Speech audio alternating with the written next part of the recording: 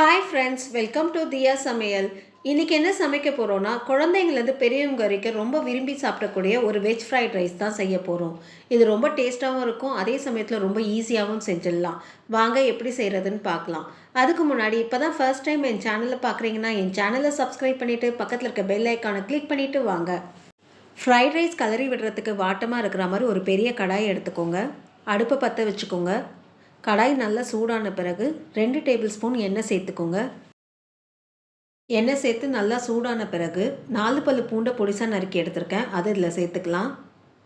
ஒரு பெரிய பச்சை மிளகாவை பொடிசாக நறுக்கி எடுத்திருக்கேன், அதை இதில் சேர்த்துக்கலாம். பூண்டும் பச்சை மிளகாவும் நல்லா பொரியட்டும். பூண்டும் பச்சை மிளகாவும் நல்லா பொரிஞ்சிருச்சு. இப்போது 2 மீடியம் சைஸ் வெங்காயத்தை நீட்டு வாக்கில் கட் பண்ணி எடுத்திருக்கேன், அதை இதில் சேர்த்துக்கலாம். வெங்காயம் சேர்த்து நல்லா கிளறி விடுங்க. ஒரு நிமிஷம் வதக்கி விட்டால் போதும். வெங்காயத்தை ஒரு நிமிஷம் நல்லா வதக்கி விட்டுட்டேன். இப்போ இதில் 7லேருந்து 8 பீன்ஸை நீட்டு வாக்கில் கட் பண்ணி எடுத்திருக்கேன், அதை இதில் சேர்த்துக்கலாம். ஒரு கேரட்டை நீட்டு வாக்கில் கட் பண்ணி எடுத்திருக்கேன், அதையும் இதில் சேர்த்துக்கலாம். பீன்ஸும் கேரட்டும் சேர்த்து நல்லா கிளறி விடுங்க. இங்கே பீன்ஸும் கேரட்டும் கொஞ்சம் பெருசாக கட் பண்ணி எடுத்துருக்கனால ஒரு 2 நிமிஷம் இந்த பீன்ஸும் கேரட்டும் நல்லா வதக்கி விட்டுக்கலாம்.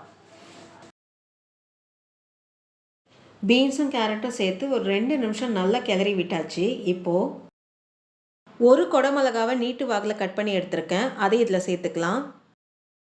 கோஸு நீட்டு வாக்கில் 1.5 கை பிடிக்கிற அளவுக்கு கட் பண்ணி எடுத்திருக்கேன், அதை இதில் சேர்த்துக்கலாம். காய்க்கு தேவையான உப்பை சேர்த்துக்கோங்க. கோஸு சேர்த்த பிறகு நல்லா கிளறி விடுங்க. ஒரு 2லேருந்து 3 நிமிஷம் விட்டு விட்டு நல்லா கிளறி விடுங்க.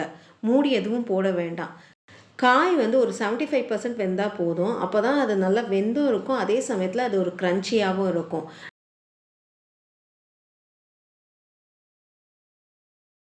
2லேருந்து 3 நிமிஷம் காயை நல்லா வதக்கி விட்டாச்சு. இப்போ இதில் 1/4 கிலோ பாஸ்மதி ரைஸை ஒரு அரை மணி நேரம் நல்லா ஊற விட்டு உதிரியாக வேக வச்சு எடுத்திருக்கேன். இப்போ அதை சேர்த்துக்கலாம்.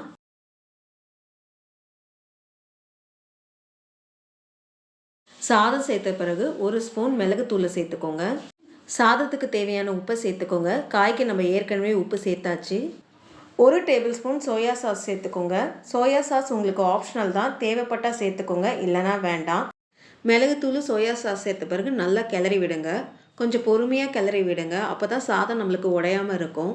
மேலேருந்து கீழே, கீழேருந்து மேலே அப்படியே பொறுமையாக கிளறி விடுங்க.